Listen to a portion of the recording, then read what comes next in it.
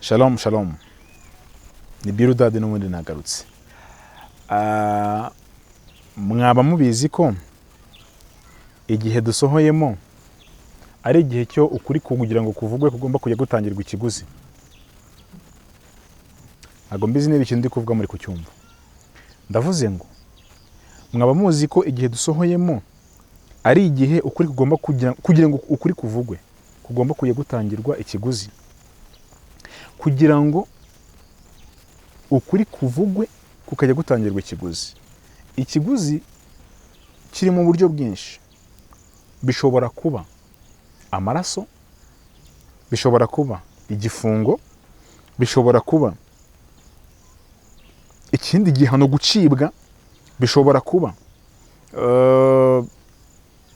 impamvu zigiye zitandukanye.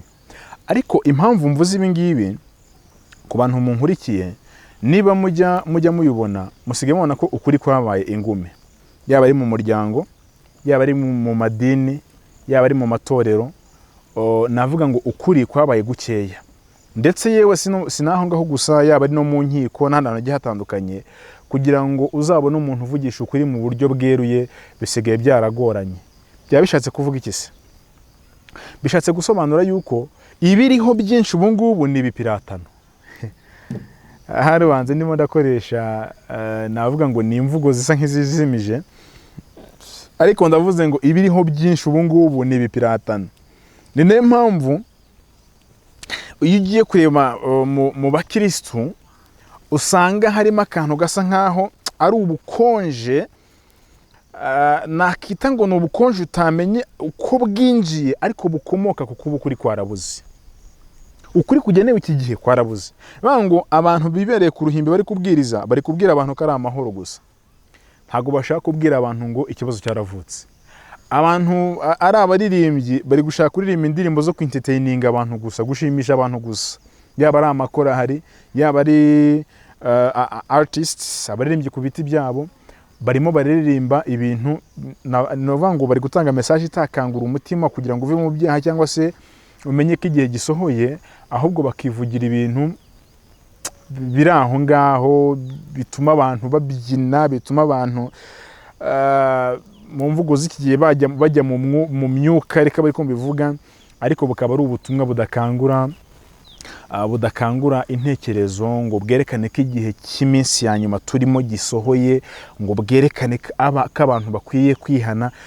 Uko niko tubayeho, niko bimeze muri iyi minsi.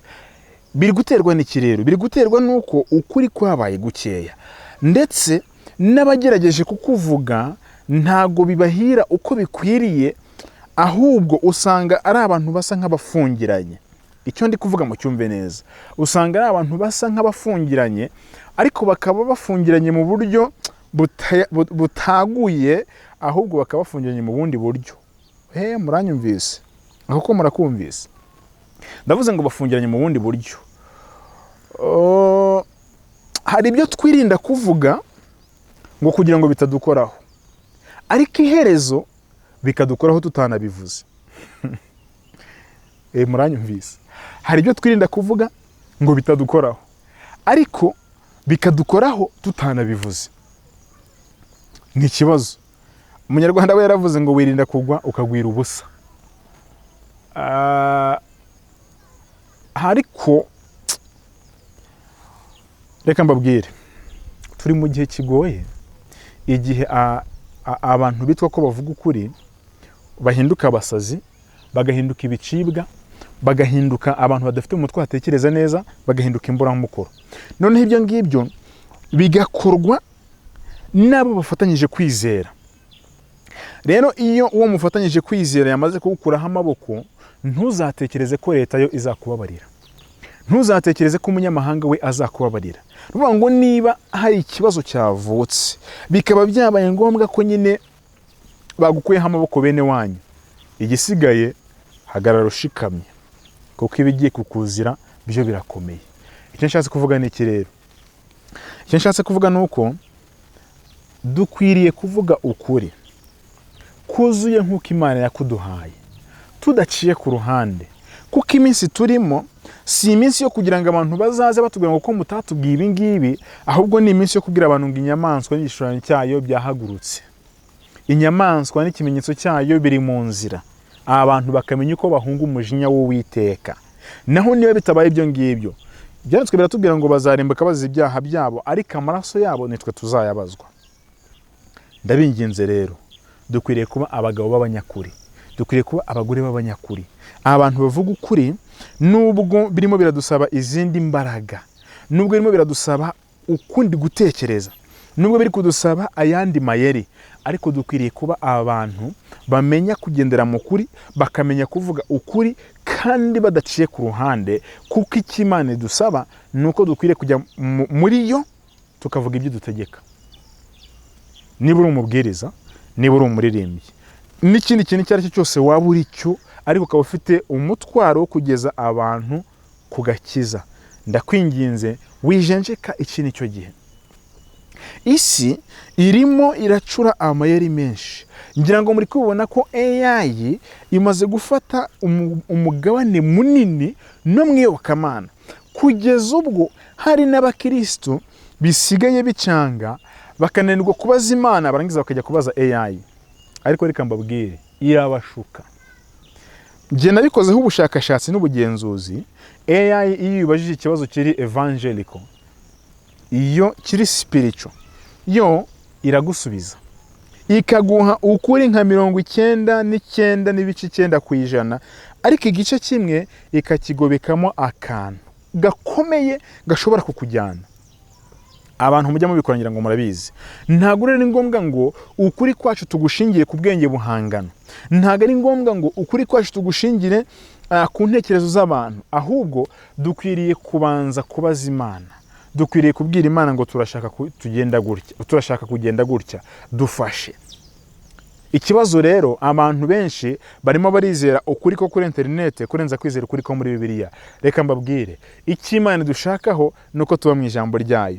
Yego natwe dukorera kuri internet nibyo, ariko nanone si ngombwa ngo mwiringire ngo birudadu natavuga ntacyo tuzumva, ahubwo ni mugerageze mujye mu byanditswe byera, muganire n'Imana, muhe umwanya Imana ibone uko ibabwira nayo yankoresha. Ariko cyane cyane byiza nuko mwamenyera kubana nayo, kubera ko ukuri kw'abantu b'iki gihe kwabaye gukeya, na bamandi twiringiraga ko bafite ukuri nabo umwanzi yabanyuramo bakavangirwa. Muramenye, ni mwivomera ukuri kuvuye mu mitima, mu ijambo ry'Imana gusa.